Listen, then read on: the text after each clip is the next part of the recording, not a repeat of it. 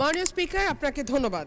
মাননীয় স্পিকার, মেঘনা আর তিতাস পাড়ের দেশ ব্রাহ্মণবাড়িয়া, ওস্তাদ আলাউদ্দিন খাঁ কিংবা শচীন দেব বর্মনের দেশ ব্রাহ্মণবাড়িয়া, কীর্তন আর বাউল গানের দেশ ব্রাহ্মণবাড়িয়া, ছানামুখী মিষ্টির অপূর্ব স্বাদের দেশ আমার বাউনবাড়িয়া, দিগন্ত জোড়া হাওড়ের দেশ বাউনবাড়িয়া, আবার তুচ্ছ বিষয়ে ট্যাটা নিয়ে মাঠে নামার দেশও কিন্তু ব্রাহ্মণবাড়িয়া।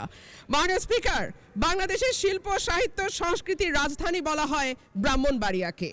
এই মাটিতে একদিকে যেমন সুর সম্রাট ওস্তাদ আলাউদ্দিন খাঁ বা শচীন দেব বর্মনের জন্ম হয়েছে, তেমনি এই মাটিতে জন্ম নিয়েছেন ধীরেন্দ্রনাথ দত্ত বা অলি আহাদের মতন সংগ্রামী চরিত্র, যাদের কল্যাণে বাংলা আজকে আমাদের রাষ্ট্রভাষার স্বীকৃতি পেয়েছে। মাননীয় স্পিকার, আমার নির্বাচনী এলাকা ব্রাহ্মণবাড়িয়া 2 এর অন্তর্গত আশুগঞ্জ একটি শিল্পনগরী। এখানে আছে সার কারখানা, বিদ্যুৎ কেন্দ্র, চাল কল, মিল, ফ্যাক্টরি, আছে বন্দর। ব্রাহ্মণবাড়িয়ার গ্যাস যায় সারা বাংলাদেশে, কিন্তু ব্রাহ্মণবাড়িয়ার মানুষ গ্যাস পায় না। মাননীয় স্পিকার, তিতাস গ্যাস ফিল্ড বাংলাদেশের অন্যতম প্রাচীন ও প্রধান প্রাকৃতিক গ্যাস কেন্দ্র। 1962 সালে আবিষ্কৃত এই গ্যাস ক্ষেত্র থেকে বর্তমানে 22টি কূপের মাধ্যমে দৈনিক প্রায় 325 মিলিয়ন ঘনফুট গ্যাস জাতীয় গ্রিডে সরবরাহ করা হচ্ছে। 1991 সালে সরাইল উপজেলার সদর ইউনিয়নে গ্যাসের সংযোগ দেয়া হয়। শুরুর দিকে গ্রাহক ছিল 1000, বর্তমানে কাগজে কলমে 5000, কিন্তু অবৈধ সংযোগ যদি আমরা এর সঙ্গে যুক্ত করি তাহলে প্রায় 8 থেকে 9000। কিন্তু প্রত্যেকজন গ্রাহকই আছেন চরম গ্যাসের সংকটে। সরাইল সদরে 1.5 কিলোমিটার এলাকায় 6 ইঞ্চি এবং 1 কিলোমিটার এলাকায় 4 ইঞ্চি ব্যাসের পাইপ দিয়ে গ্যাস সঞ্চালন লাইন টানা হয়েছে। এরপরে পাড়ায় পাড়ায় 2 ইঞ্চি ব্যাসের পাইপ বসানো হয়েছে। কিন্তু সমস্যা হলো সকাল 7টা থেকে দুপুর 2টা পর্যন্ত গ্যাসের কোনো চাপ থাকে না, চুলা মিটমিট করে জ্বলে।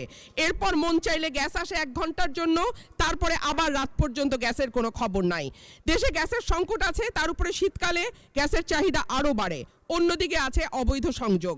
Bakhrabad gas transmission and distribution system limited Brahmanbaria কার্যালয় থেকে জানানো হয়েছে, লোকবলের অভাব সহ নানা সংকটে তাদের তদারক করা পুরোপুরি সম্ভব হচ্ছে না। মাননীয় স্পিকার, 2016 সালে বাসাবাড়িতে গ্যাসের সংযোগ দেওয়া বন্ধ হলেও এখনও কিন্তু অসাধু কর্মকর্তাদের সাহায্যে বেশ কিছু মানুষ বাড়িতে অবৈধ গ্যাসের সংযোগ নিয়ে রেখেছে। সরকার রাজস্ব বঞ্চিত হচ্ছে এবং যাদের বাড়িতে সত্যিকারের লাইন আছে তারাও গ্যাস পাচ্ছে না। শেষমেশ মাটির চুলা, এলপিজি সিলিন্ডার আর বৈদ্যুতিক চুলা ভরসা।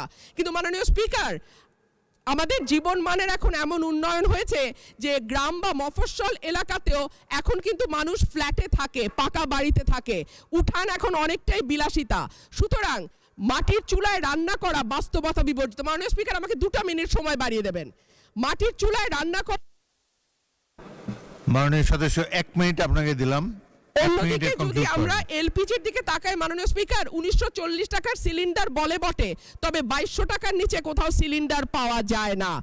আর আমরা যদি বিদ্যুতের চুলার কথা বলি তাহলে বলতে হয় ঢাকা শহরে 1-2 ঘন্টা লোডশেডিং থাকে, কিন্তু গ্রামে সেটা 14 ঘন্টা পর্যন্ত গড়ায়। সুতরাং গ্যাস ছাড়া আমাদের আসলে এই মুহূর্তে সত্যিকার অর্থে চুলা জ্বালাবার মতন জ্বালানি নেই। এবং ব্রাহ্মণবাড়িয়ার গ্যাস যেহেতু সকল দেশের অন্যান্য এলাকায় সকল এলাকায় যায়, সুতরাং আমার দাবি থাকবে আগে ব্রাহ্মণবাড়িয়ার গ্যাস ব্রাহ্মণবাড়িয়ার মানুষ পাবে, তারপরে এটি অন্য এলাকায় যাবে। মাননীয় স্পিকার, সম্প্রতি তিতাস গ্যাস ক্ষেত্রের 31 নম্বর একটা কূপ খনন হচ্ছে, যেখান থেকে দৈনিক 9 মিলিয়ন ঘনফুট গ্যাস পাওয়া যাবে বলে শোনা যাচ্ছে।